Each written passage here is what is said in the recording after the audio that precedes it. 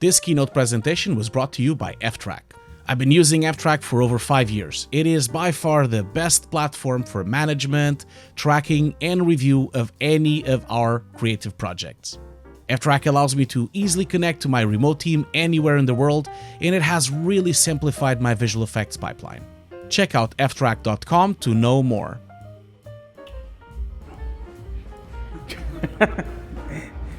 This is the only slide I brought. I don't have anything else. I'm just going to talk while we have this on the background the whole time. Sorry to disappoint you.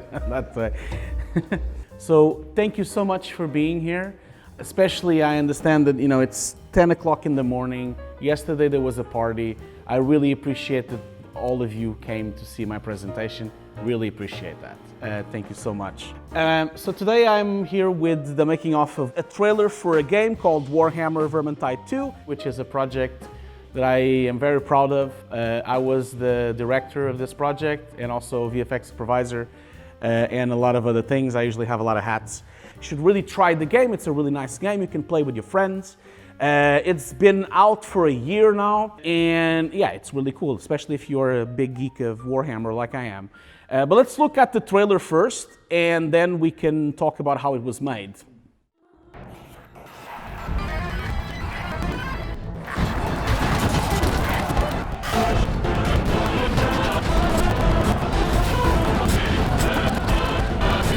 Okay, that was it.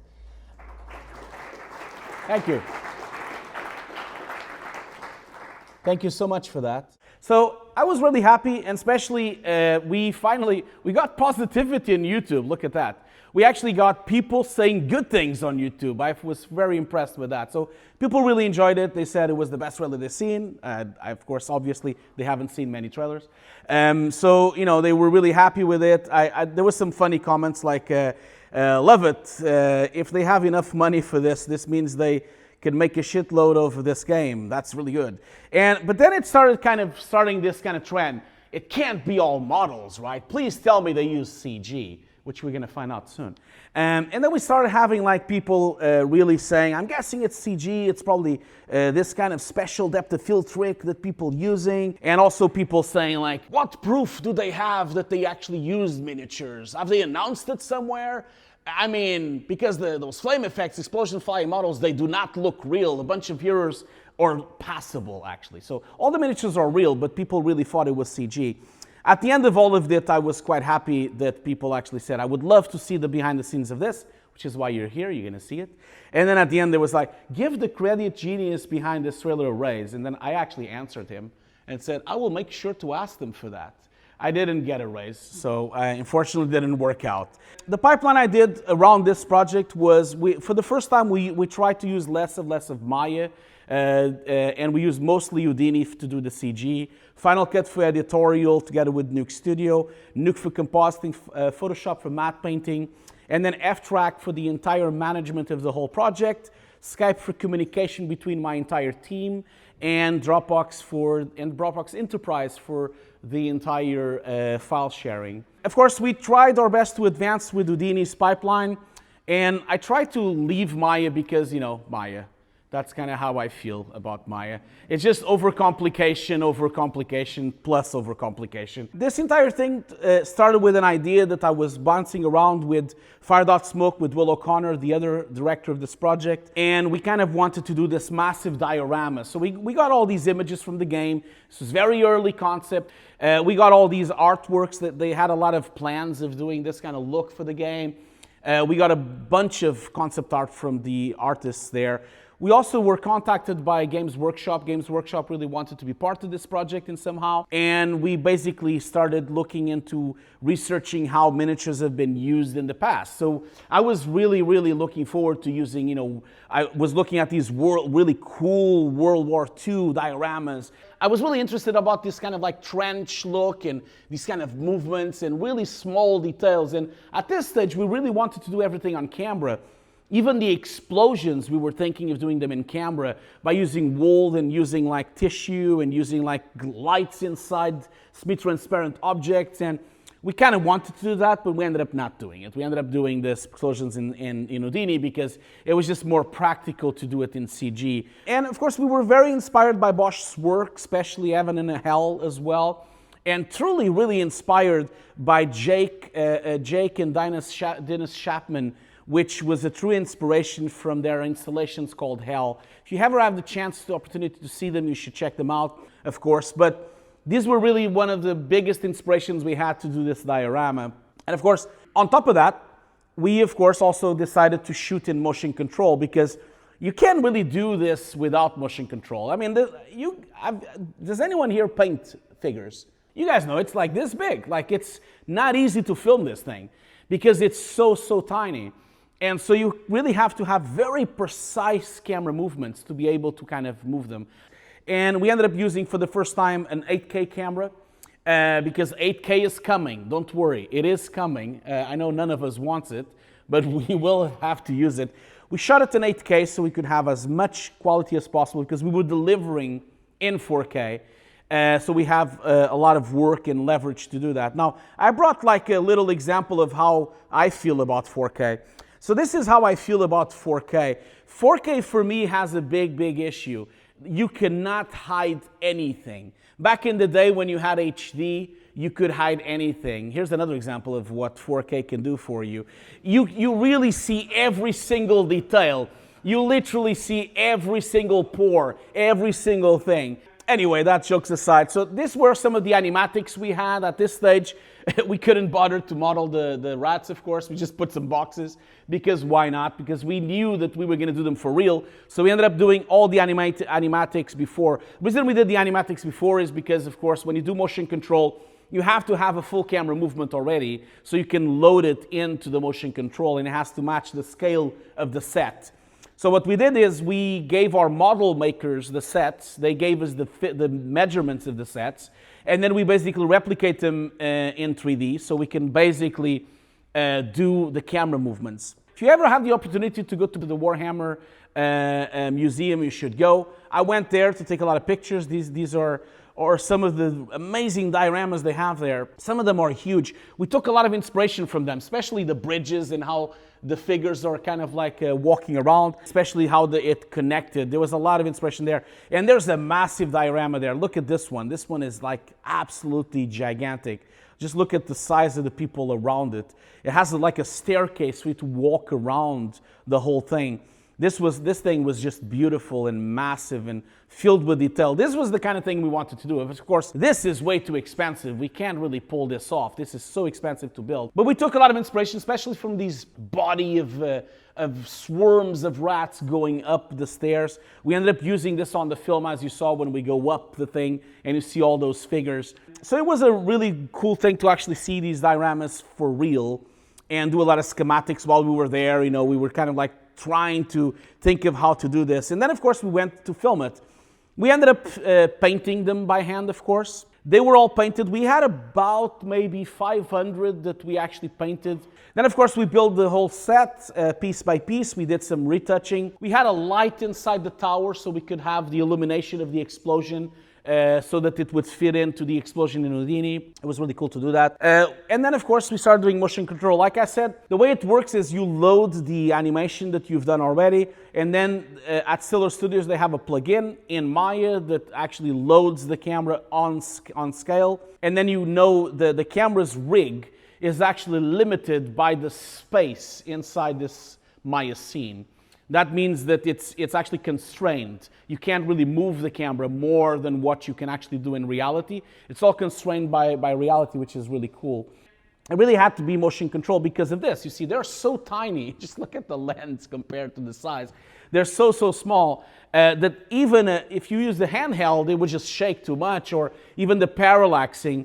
Not to mention, we had to use really high f-stops because just a hint of depth of field just makes it look really strange. So it makes it look very unrealistic. So it had to be very precise, and of course we had to repeat. The camera moves quite a lot. Of course, we ended up doing a lot of HDRs. This is one of the HDRs I did on set for the whole thing because we were replicating the lighting for the Houdini explosions and for all the CG rats that we actually added on top of the ones we see. We used the photogrammetry for the whole thing, doing it old school, of course, like a really, we ended up like photographing the rats. We did hundreds and hundreds of photos to actually create these models in photogrammetry. The result was basically getting really low polygon versions of the towers, of the rats, use really low mesh to actually do the destruction. And also not only that, but also to load it into Nuke, and so that we could know where to place more photogrammetry rats. And also it allowed us to actually place more 2D elements and other 3D elements that we could put, like sparks and particle systems and fire torches, those kind of things. It was really helpful to actually do photogrammetry. We did photogrammetry of all the sets in the project, so it could help us. Those little dots are all the photos I took on set for us to do that. And we ended up, of course, doing the rats as well. The rats didn't even need to be very high quality. We ended up like just doing them really low quality. They were so tiny, and then we ended up just loading them to Nuke and just using Nuke to light it with an HDR and lighting. It was direct there. The cool thing about the motion control, of course, was that we had access to do some extra passes. So we ended up doing fog passes, and also we ended up doing different lighting passes. Basically what I was doing was I was working like a CG artist, doing my passes. Like I had like a more diffuse pass with like more a diffuse lighting, and then I had a strict lighting from the left and a strict lighting from the right, and then I had like a dark light with fog. So I ended up like building my passes of the shot. I didn't went even further. If I could even do some speculars with some high reflections and everything. But the difficulty, of course, about fog is that the fog speed is, of course, very fast. So we couldn't really, of course, freeze fog in time. That's not possible. But the camera speed had to be different speed. So every time we did a fog pass, we ended up having to film the camera faster in the motion control so that the fog would look like slower in the comp when we merged them on top. So there was a lot of calculations in that sense. Now, and these are some of the passes, the fog pass. Of course, they're very subtle, but because they line up, and you see these are the slow motion versions that we did. Because they line up, we can just literally just screen them on top and then just use the alphas that we picked from the green screen to kind of cut them.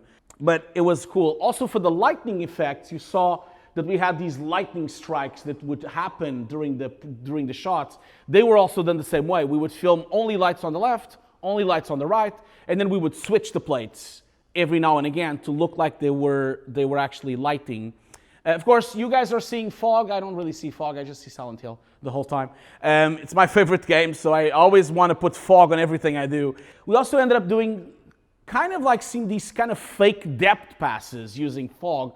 And I know it's really dark because we can hardly see it, but we drilled some holes on the top so that we can actually have these kind of depth passes that we could use for fog.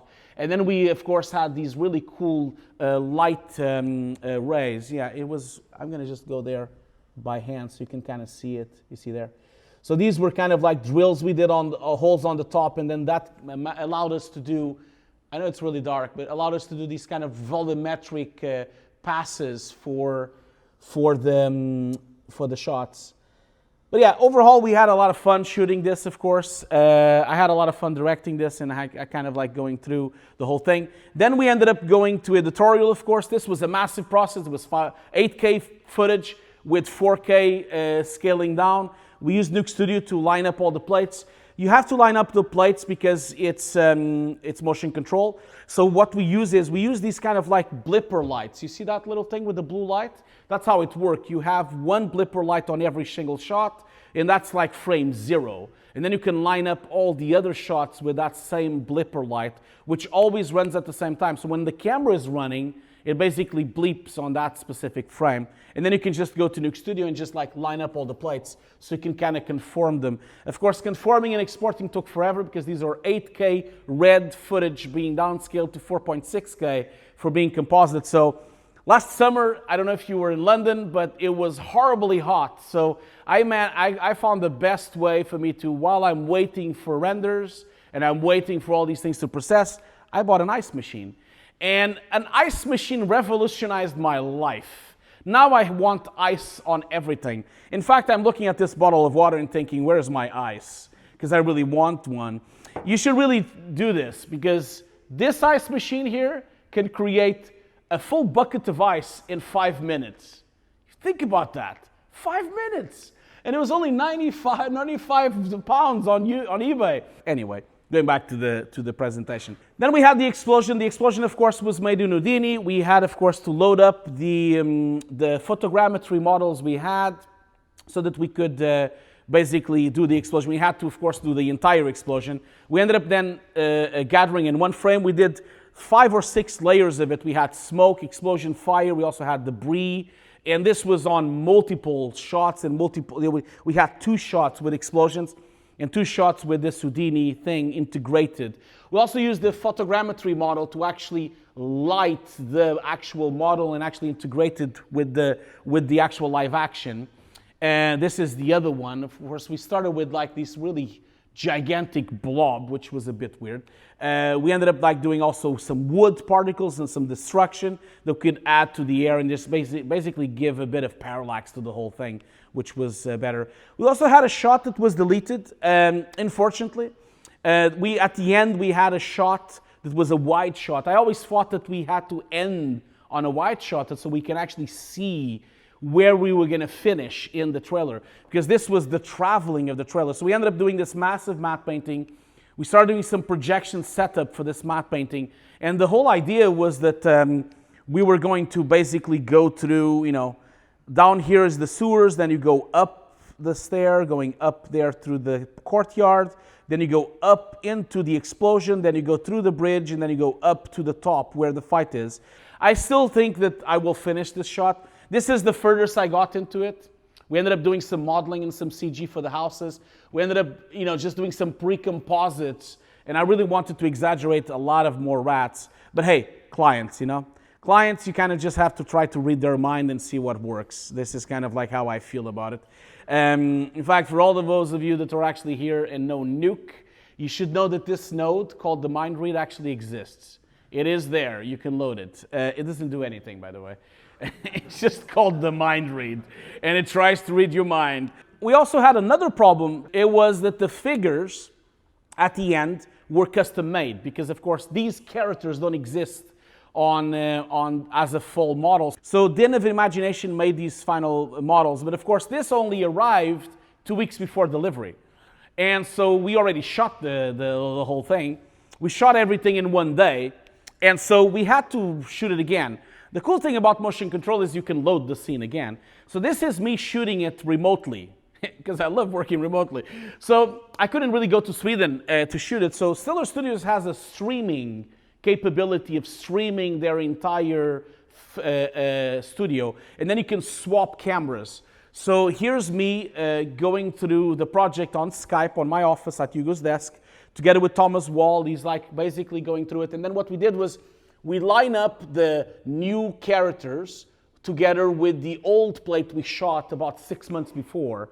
So we basically lined them up, and then we shoot all the passes. We shot like a dark pass to get some kind of alpha channel, and then we shot all the different lighting shots as well for that shot. So this was quite cool to do.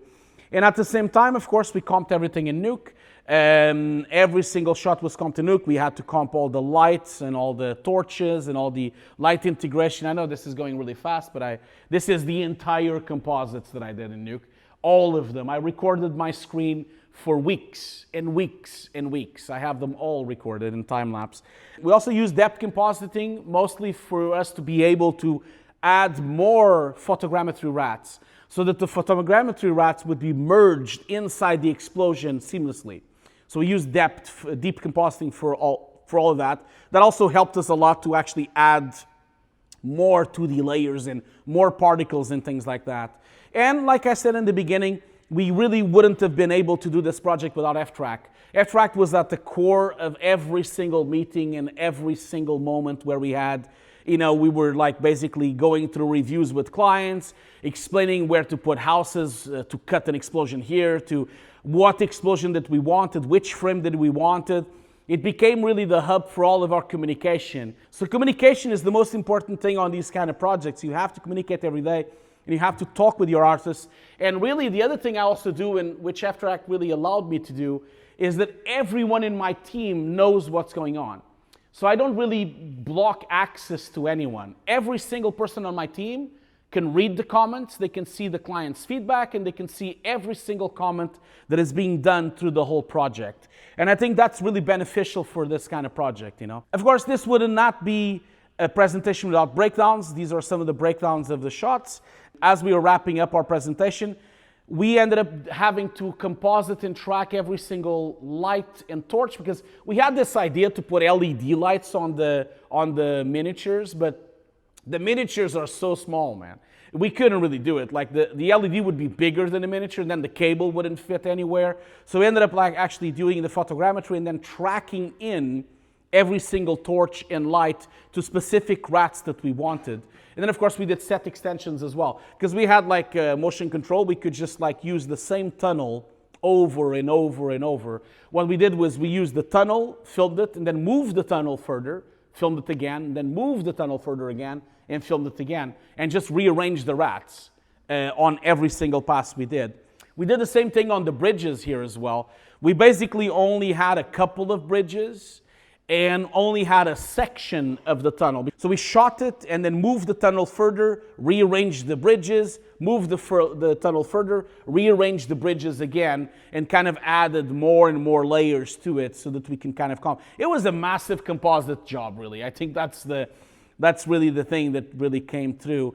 And in here on this situation, the kind of same thing. We filmed only a section of it, then we filmed extra rats on the background, put matte paintings on the back, used a lot of photogrammetry rats on the background, relit them, and basically lit them with the HDRs and the lighting we had.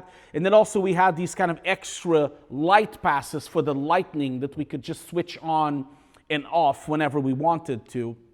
Same goes for here as well. We ended up using photogrammetry rats for the background, and also we ended up doing the torches in tracking and also the muzzle flashes of all the guns as well. They were all added after as well, one by one. And then the fog passes. We had multiple layers of fog. Some thicker fog, lighter fog, slower fog, faster fog, so we can kind of like use patches of it just to compose the image, really. And then, of course, we had a massive matte painting. I'm a big fan of using matte painting, so we ended up doing that as well. This was one of the most complicated shots that we had, where we basically had a massive explosion. We had a massive projection system in Nuke for the matte painting. Then we had an explosion on the back there. The light bulb was really good for you to have light interaction. Although the light interaction ended up being a bit too much, we had to reduce it quite a lot because the explosion had a lot of permutations and client changes, so we ended up having to tweak it a bit. And of course a flare, because everything looks better with a flare. We had to put a flare at the end. Basically we had some lights inside the set so we can have some interaction lighting. We've just put like a massive clay here with some rats, so we ended up covering it the whole thing, but on the beginning it wasn't going to be like that. We were going to have the explosion around the rats, but with client iterations and changes, we ended up covering the whole thing. We ended up not using it really. And then of course, stick a flare always makes it good. These rats on the air were all done in photogrammetry because of course, we tried to put wires on the rats, but the problem with that, again, the rats are really tiny, then we would have to clean the wires out. And of course, as soon as you move the set, the wires would start shaking, the rats would start shaking a little bit. It was a bit difficult for us to kind of do that. So we ended up doing the rats in photogrammetry and then add them on top. And the last shot, like I said, we filmed the actual figures about 6 months later, and we had to comp them in. And unfortunately, they were shot the wrong way, so we had to move them to the side. That means we had to rebuild all the shadows and all the edges on the feet, and then added some more fire and particles to them as well. Added a lot of details in the figures as well, because they were custom made just for this trailer, really. But this was the problem we had. We shot it the wrong way, so we had to shoot, the figures were more to the left, and then we had to move them to the right, and then of course with that we had to like rebuild and undersort the whole thing to actually be able to merge it. Overall, it was a really, really low budget production, a very small crew as well. There was only 3 Nuke artists on it, including myself. I comped all of this with 2 more Nuke artists. We had 1 roto artist, we had 1 Houdini artist, and 1 matte painter. That was it. That was our team. and there was no other people. Of course, we had the clients, which were more than us, and all the people involved on that side. And I really would like to, of course, acknowledge Stiller Studios for the amazing work they did on the motion control. Games Workshop for all the figures we got. They gave us all the figures. Fatshark, which is the game developer, and of course Fire.Smoke, which was the company, the agency I did this project to. And let's start some questions then. I guess I only get one applause.